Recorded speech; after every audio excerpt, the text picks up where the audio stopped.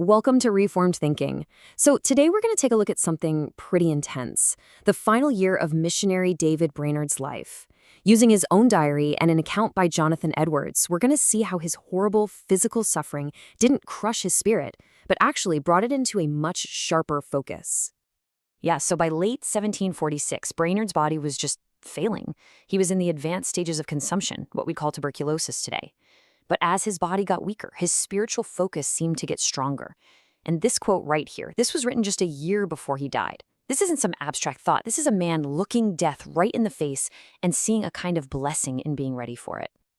So this timeline really gives you a snapshot of just how fast things went downhill. We're talking about just 13 months. You can see his whole world just shrinking. He goes from still trying to preach in September 46 to leaving his Native American congregation for good like 2 months later. It's that fast. After a near-death experience in Boston, he ends up spending his last few months at the home of the theologian Jonathan Edwards, and he passes away at only 29 years old. All right, first, let's really get a handle on just how physically wrecked he was. The accounts are pretty graphic, describing what he himself called a confirmed consumption. I mean, if you read his diary, it's just this constant list of symptoms: a terrible cough, a nonstop fever, these sharp pains. He talks about being too weak to even sit up. There's this one point where he tries to preach for just half an hour, and it left him delirious with a high fever for hours afterward. His body was literally just wasting away. But this is where you get a really incredible look into his thinking. You'd think the physical pain would be the worst part, right? But he actually wrote that the thing that really tore him up was not being able to serve his congregation, seeing them, as he said, wandering as sheep not having a shepherd. His biggest grief wasn't for himself, but for the fact that he couldn't be useful to them anymore. So this brings us to this really central paradox of Brainerd's final year, this huge gap between his body falling apart and his spirit, which was somehow composed, even peaceful. So where did that peace come from? Well, in his diary, he says he found this incredible comfort in knowing that the decision of whether he lived or died wasn't up to him. He was resting in God's sovereignty, the idea that an all-wise God was in control of everything, and for him, that wasn't a negative thing. It was a relief. It took the weight of it all off his shoulders. I mean, just let that sink in for a second. It's a shocking thing to say.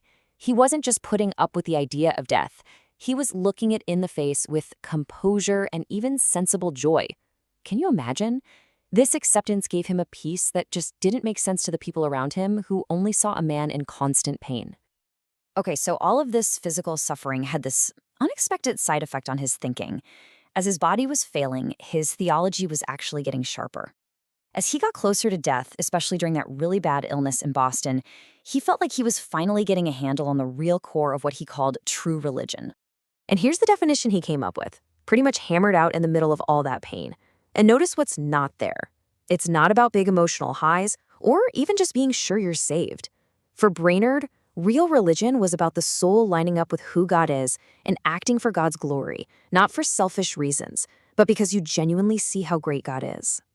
So because of this, he started drawing this really clear line between what he saw as true religion and false religion.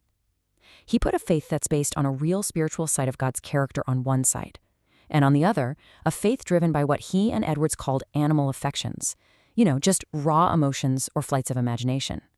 He was really critical of the idea that saving faith is nothing more than believing Christ died for me. He thought that could become a really self-centered faith, one that, as he put it, might have nothing of God in it. And this quote right here, this really nails his whole perspective. For Brainerd, heaven wasn't primarily about what he would get out of it, not even getting away from all his pain. No, the best part of heaven was being able to finally glorify God perfectly, without all the limitations of his broken body. His joy was completely tied up in God's glory, not his own.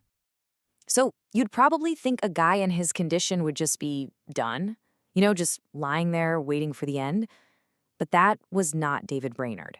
He was absolutely determined to be useful, right up until his very last breath. He was basically running a ministry from his deathbed. And it's wild what he was still doing. From his bed, he's still a mission strategist. He's talking with mission boards, he's vetting new missionaries, he's raising money for a school, he's even editing his own diary so it can be published. He used every single last bit of energy he had to make sure the work kept going after he was gone. And maybe his final act of ministry was the most personal. he spent some of his last hours giving some really direct advice to a couple of young guys who were getting ready for ministry. He saw this as absolutely essential. And the advice he gave was super practical, but also deeply spiritual. He told them to practice secret prayer and fasting, to live a life that wasn't tied to what the world thinks is successful. But the thing he really hammered on was that last point, that all their work would be for nothing unless they were actively looking for the Holy Spirit to come and make their preaching actually work. And man, he used this really raw, powerful image to make his point. He told them, and this is from his own hard-earned experience, that trying to preach without the Spirit's help is like trying to do delicate work with stumps instead of hands. It doesn't matter how talented you are or how hard you try. You just can't do it without God's help. So all of this kind of leaves us with the big question that Brainerd's life really asks. He seems to be saying that if God's glory becomes the absolute center of your universe, it just recalibrates the value of everything else, your pain, your job, even your own death. So the question for us is, what does that actually look like? For David Brainerd, dying wasn't the end. It was just the last thing he had to do to finally glorify God perfectly.